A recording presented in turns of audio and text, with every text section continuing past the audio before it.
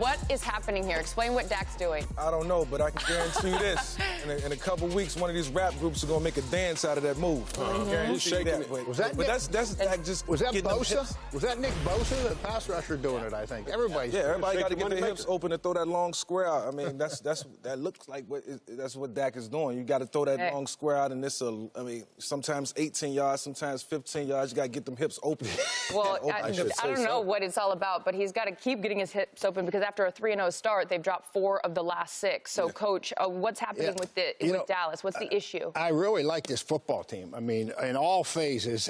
And I looked real close at this, and what's happening to him? Jason Garrett needs to get his coaches together and talk about what they're doing coming out of the locker room, because they need to start faster. I mean, in the first quarter, they are one of the least scoring on offense and giving up the most yards and points on defense in the NFL because they're not starting faster. So that tells me this. Number one, I get my guys, we got to review these plays that we're going to run right out of the locker room more so our players can execute them better, or the plays aren't any good. So he's got to make a decision, because the 4 games that they were behind at halftime, they lost all 4 of those games. They have to start faster. That's the only problem they got, as I see it. Okay, so Mike, earlier Colin was saying that he, everyone believes that this is Dak's team, not Zeke's team. When you look at Dak's numbers, he's on pace for career highs in completion percentages and yards per game, but he also has 16 interceptions. What's going on with him? Well, I mean, when you look at it through the grand scheme of things, I love what Dak is doing. I think he has great command of the offense. I think he makes good decisions,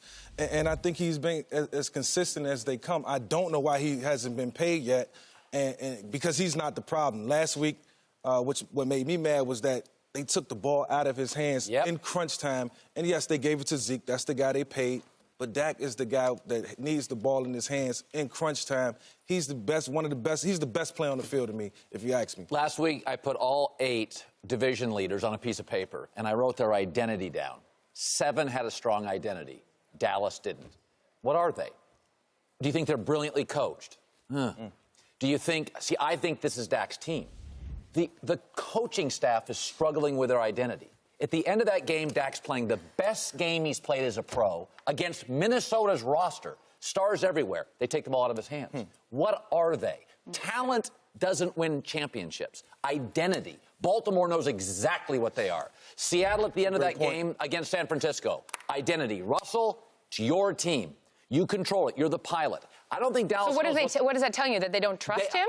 It tells me that there are people in that organization that still think it's Zeke's team, and it's not. But you look at the history. Look at the history. When Jason Garrett won that division, went on, Zeke was the reason for it. Going back, Jerry's still thinking. When the Cowboys went there, Troy Hall of Famer, Michael Emmitt Smith. It was all Troy Aikman, Coach. It was. Wow. Here's the thing. That offensive line is the best offensive line in the NFL. If they're going to hang their hat on something, it's going to be that offensive line, and that's going to get them to the playoffs. So you think the O-line's the identity? They got to be.